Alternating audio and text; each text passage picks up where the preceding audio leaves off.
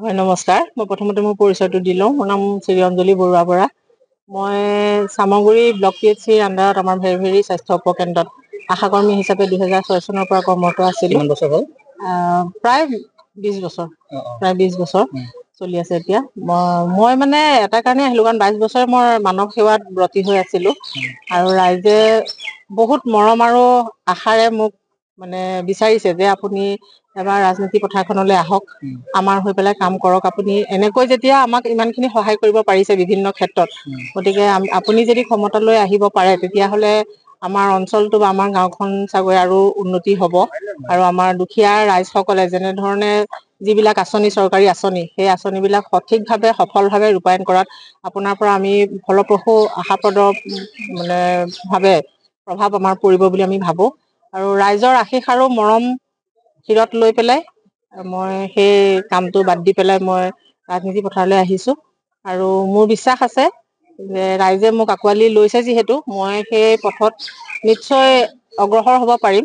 আৰু নিজৰ ওপৰত এটা আত্মবিশ্বাস আছে যে মই ৰাইজৰ কামত কোনো স্বাৰ্থ নোহোৱাকৈ ৰাইজৰ কাম কৰিবলৈ মই সদায় সজাগ আৰু সচেতন হৈ থাকিম কোন আৰু কৰিব পঞ্চায়ত পাৰিম। আপোনাৰ? মোৰ 6 নং চলচলি হালগাঁও পঞ্চায়ত। আপোনাৰ ৱাৰ্ড? মোৰ 8 নং ৱাৰ্ডৰ সদস্য হয়। আজি শপত ল'লে? আজি শপত লৈছোঁ মই ভাইচ প্ৰেচিডেণ্ট হিচাপে। এতিয়া শপত যিহেতু ল'লে, হয়। আপোনাৰ ৱাৰ্ডটোত বা আপোনাৰ পঞ্চায়তত প্ৰথম কি তিনিটা কাম আপুনি প্ৰথম পদক্ষেপ হিচাপে ল'ব? প্ৰথম কাম হৈছে মই মোৰ ৱাৰ্ডত কেইটিমান ৰাস্তা আছে, মানে অলপ ভিতৰুৱা ৰাস্তা, সেই ৰাস্তা কেইটি মই প্ৰথম পদক্ষেপ হিচাপে ল'ম। আৰু দ্বিতীয়তে আমাৰ অঞ্চলত মানে কেইটিমান নামঘৰ, অংগনবাদী চেণ্টাৰ আছে, সেইকেইটা অকণমান উন্নত পৰ্যায়লৈ নিবৰ চেষ্টা কৰিম। আৰু তৃতীয়তে হৈছে আমাৰ জলসিঞ্চন যিটো ব্যৱস্থা, পানী যোগান যিটো আঁচনি, সেই আঁচনিৰ কামটো সফলভাৱে আমাৰ তাত হোৱা নাই। গতিকে যিসকল মানুহে এতিয়াও সেই যোগাযোগটো পোৱা নাই আৰু যিসকলে পাইছে কিন্তু পানী পোৱা নাই, সেই ব্যৱস্থাটো মই অনতি পলমে সম্পাদন কৰিম বুলি ছাৰৰ লগতো মই বিধায়ক মহোদয়ৰ লগতো কথা পাতিছোঁ। গতিকে সেইটো কৰিবলৈ মই মহাত্মা চেষ্টা কৰিম। গান্ধীৰ যিটো সপোন গ্ৰাম্য স্বৰাজ, সেই হয়। গ্ৰাম্য স্বৰাজটো আজি আপুনি সফলচলি হ'বনে?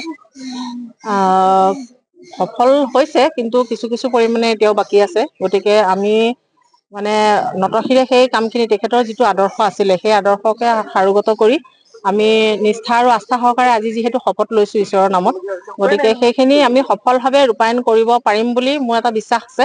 আমি সকলোৱে লগে ভাগে হাতে হাত ধৰি আগবাঢ়ি গ'লে নিশ্চয় আমি সফল হ'ম।